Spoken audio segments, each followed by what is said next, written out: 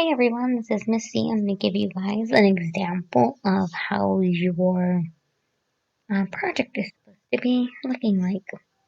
So as you see, you need to have the title of your animal, your name, and then a picture of your animal.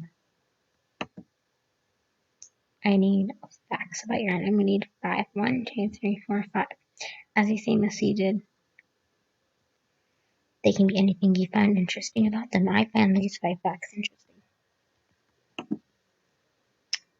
You need to tell me about the habitat they lived in. I wrote they live in Savannah, South Africa. I even included a picture. Name of your animal and a picture. Can be different if you choose to. And then give me 3 reasons why you chose your animal. I chose because it was my favorite. I wanted to learn more. And it's a tough mammal, so why wouldn't you want to learn more? And lastly, give me 1 or 2 sentences about what you found interesting about that animal. One interesting thing that I found out is that they only need drink water every few days. That's amazing.